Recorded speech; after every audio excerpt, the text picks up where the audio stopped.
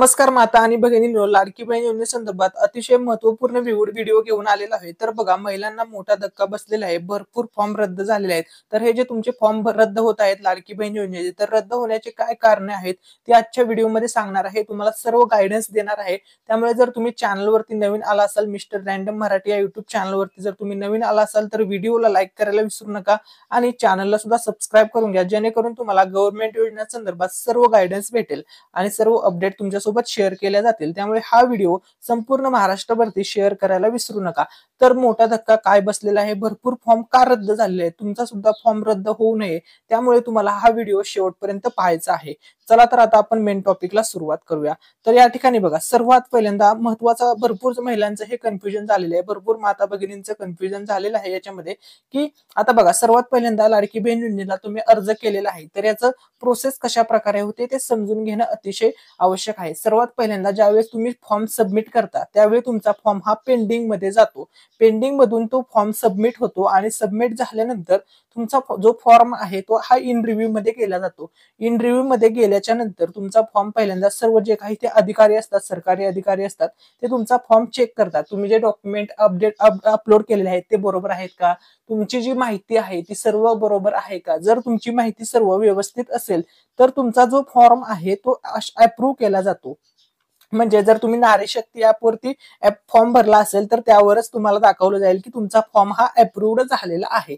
आणि जर काही कारणास्तव तुमचा फॉर्म रिजेक्ट झाला किंवा समजा तुम्ही डॉक्युमेंट अपलोड करताना व्यवस्थित अपलोड केलेले नसेल किंवा एकच बाजू अपलोड केलेली असेल, दुसरी बाजू अपलोड केलेली नसेल, असे भरपूर रिझन्स असू शकतात, तर तुमचा जो फॉर्म आहे तो डिसअप्रूव्ह होणार आहे.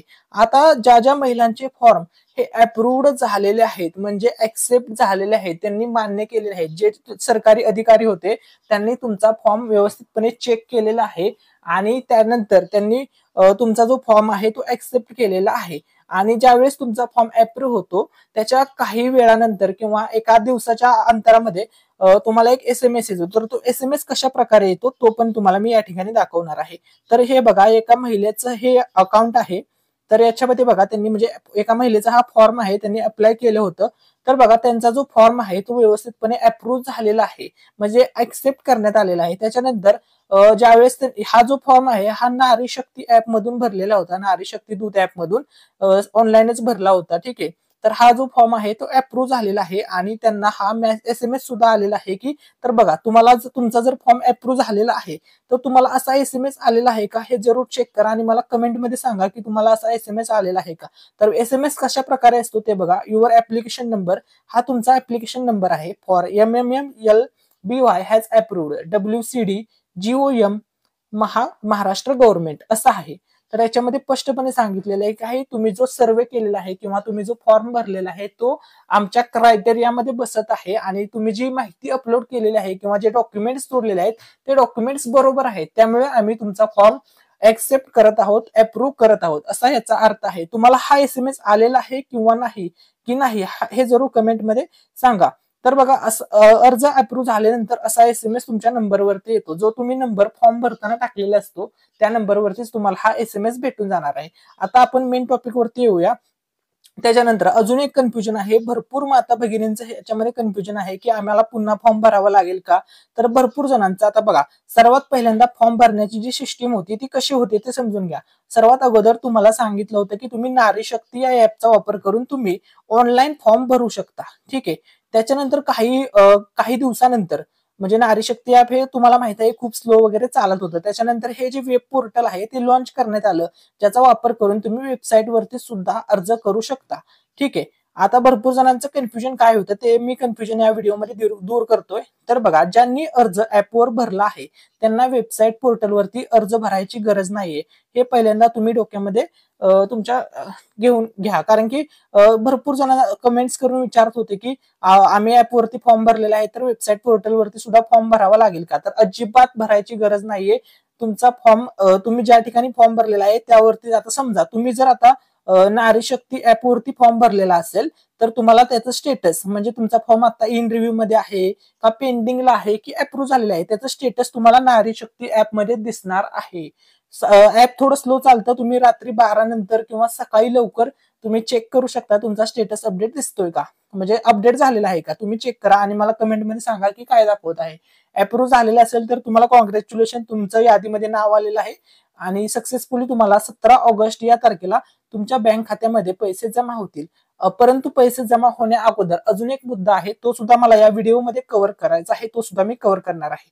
आणि सर्वात महत्त्वाचा मुद्दा की ज्यांनी वेबसाईट पोर्टलवरती अर्ज भरलेला आहे त्यांना त्यांचा स्टेटस हा वेबसाईट पोर्टलवरती दिसणार आहे, हे लक्षामध्ये घ्या. नारी शक्ती ॲपवरती दिसणार नाहीये. आता पैसे कधी येणार आहेत तर बघा 17 ऑगस्ट या तारखेला तुमचे पैसे पहिला हप्ता हा जमा होणार आहे. ठीक आहे.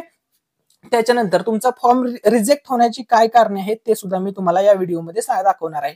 तर बघा या ठिकाणी बघा, पहिलं कारण आहे अर्जदार महिलेचे अधिवास प्रमाणपत्र, जन्म प्रमाणपत्र, शाळा सोडल्याचा दाखला, 15 वर्षापूर्वीचे रेशन कार्ड, 15 वर्षापूर्वीचे मतदार ओळखपत्र यापैकी कोणतेही प्रमाणपत्र ओळखपत्र जोडलेले नाही किंवा चुकीचे जोडले आहे. जर तुम्ही रेशन कार्ड किंवा मतदान ओळखपत्र चुकीचं जोडलं असेल किंवा यापैकी काहीच जोडलेलं नसेल तर तुमचा फॉर्म रिजेक्ट होत आहे. अजून एक रिझन आहे भरपूर जणांचं फॉर्म रिजेक्ट होण्याचं, ते असं आहे की upload both side election card. जर तुम्ही इलेक्शन कार्ड म्हणजे मतदान कार्डच्या दोन्ही बाजू अपलोड केल्या असतील तर तुमचा फॉर्म अप्रूव्ह होणार आहे. एकच बाजू अपलोड केली असेल तर तुमचा फॉर्म हा रिजेक्ट होणार आहे. हे महत्वाची गोष्ट तुम्ही लक्षामध्ये घ्या. ठीक आहे. त्याच्यानंतर सर्वात महत्वाचा मुद्दा, सर्वे रिजेक्शन रिझन. अजूनही कोणती कारणे आहेत फॉर्म रिजेक्ट होण्याची? भरपूर महिलांना याच्यामुळे फॉर्म रिजेक्ट झालेले आहेत, त्यांचे माता भगिनींचे फॉर्म रिजेक्ट झालेले आहेत. तर अजून कोणती कारणे आहेत ते बघा. तर पहिलं कारण आहे आधार कार्ड मतदान कार्डची बाजू, दुसरी बाजू जोडा, पत्ता नमूद नाही. भरपूर जणांनी ऍड्रेस टाकताना त्यांचा पत्ता वगैरे टाकलेला नाही किंवा तुम्ही तालुका कोणता आहे, जिल्हा कोणता आहे हे सिलेक्ट केलेलं नाही, राज्य वगैरे व्यवस्थितपणे माहिती म्हणजे शॉर्ट मध्ये सांगायचं तर त्यांनी माहिती व्यवस्थित भरलेली नाही म्हणून फॉर्म रिजेक्ट होत आहेत. आणि आधार कार्डची सुद्धा दोन्ही बाजू तुम्हाला अपलोड करायची आहे. आता काही जण म्हणतात दोन्ही साईडचा एक साथ फोटो कसं अपलोड करायचं, तर बघा तुम्हाला पिक्सेल ऍप किंवा अशा पिक्सआर्ट वगैरे असे भरपूर ऍप्लिकेशन भेटतील, त्याच्यावरून तुम्ही दोन्ही बाजूचे जे फोटो आहेत ते एक साथ आणू शकता, म्हणजे एका पेजवरती आणू शकता आणि तो फोटो तुम्हाला तिथे अपलोड करायचा आहे, जेणेकरून तुमचा जो फॉर्म आहे तो अप्रूव्ह होणार आहे आणि तुमचं सुद्धा यादीमध्ये नाव येणार आहे आणि 17 ऑगस्टला पहिला हप्ता वितरण होणार आहे. 17 ऑगस्ट ही तारीख लक्षामध्ये ठेवा. या तारखेला तुम्हाला पहिला हप्ता भेटणार आहे. पहिल्या हप्त्यामध्ये डायरेक्टली तुम्हाला 2 महिन्याचे पैसे भेटणार आहे, म्हणजे 3000 रुपये तुमच्या बँक अकाउंटमध्ये जमा होणार आहेत.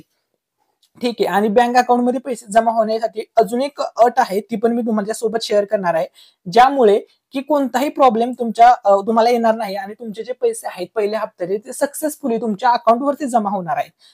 त्याआधी मी अजून एक कारण आहे फॉर्म रिजेक्ट होण्याचं, तर सर्वे रिजेक्शनचं रिझन बघा. कुटुंबाचे वार्षिक उत्पन्न 2.5 लाख पेक्षा कमी असल्याचे प्रमाणपत्र अथवा पिवळे किंवा केशरी रेशन कार्ड जोडलेले नाही. एकतर तुम्हाला उत्पन्नाचं प्रमाणपत्र जोडायचं आहे, ते नसेल जर तुमच्याकडे पिवळे किंवा केशरी रेशन कार्ड असेल तर हे जोडण्याची गरज नाहीये. हे जोडलेलेच नाहीये काही काही लोकांनी आणि डायरेक्ट फॉर्म भरलेला आहे, त्याच्यामुळे सुद्धा त्यांना रिजेक्ट त्यांचा फॉर्म झालेला आहे. ही अशी काही कारणे होती, या कारणांमुळे भरपूर माता भगिनींचे फॉर्म हे रिजेक्ट झाले होते. आता तुमचे डाऊट सर्व क्लिअर झालेले आहेत की कोणत्या कारणामुळे आमचे फॉर्म रिजेक्ट झाले होते. आता महत्वाचा मुद्दा आहे की तुमचे पैसे कधीपर्यंत येणार आहेत. तर बघा 17 ऑगस्टला तुमच्या बँक खात्यामध्ये हे पैसे जमा होणार आहेत. सर्वात महत्वाचा मुद्दा आहे की हे पैसे कोणाच्या अकाउंटमध्ये जमा होतील. तर बघा तुम्ही जे बँक खाते दिलेले असेल, समजा तुम्ही कोणत्या पण बँकेचं खातं दिलेलं असेल त्याचा काही प्रॉब्लेम नाहीये, पण तुमच्या बँक खात्याला आधार कार्ड लिंक असणे गरजेचे आहे मित्रांनो. तर बघा आधार कार्ड जर तुमचं लिंक नसेल म्हणजे तुमचा जो वेब सीडिंग स्टेटस आहे तो ऍक्टिव्ह पाहिजे. जर ऍक्टिव्हच्या ऐवजी जर तुमचा स्टेटस हा इनऍक्टिव्ह असेल तर तुम्हाला पैसे घेण्यामध्ये अडचण येणार आहे, म्हणजे पैसे तुमच्या बँक खात्यावरती जमा होणार नाहीत, तुम्हाला प्रॉब्लेम होऊ शकतो. ठीक आहे. त्यामुळे तुम्ही तुमचं स्टेटस चेक करा, तुमच्या बँक खात्याला आधार कार्ड लिंक आहे का ते तपासून घ्या. लिंक कसं किंवा तपासायचं कसं तुम्ही मोबाईलवरून कसं चेक करू शकता त्यावरती आपण एक व्हिडिओ बनवलेला आहे, त्या व्हिडिओची लिंक मी तुम्हाला डिस्क्रिप्शन मध्ये देतो, तो व्हिडिओ अवश्य पहा आणि तुमचे सर्व डाऊट क्लिअर होतील. आणि या व्हिडिओमध्ये जर तुम्हाला काही डाऊट वाटला असेल तर कमेंट सेक्शन मध्ये नक्की विचारा, तुम्हाला लाडकी बहीण योजनेसंदर्भात माता भगिनींना सर्व गायडन्स दिला जाईल. त्याच्यामुळे आपल्या चॅनलला नक्की सबस्क्राईब करायला विसरू नका. काही डाऊट असेल कमेंटमध्ये विचारा आणि हा व्हिडिओ संपूर्ण महाराष्ट्रभर व्हायरल झाला पाहिजे, त्यामुळे शेअर करायला विसरू नका. Thanks for watching.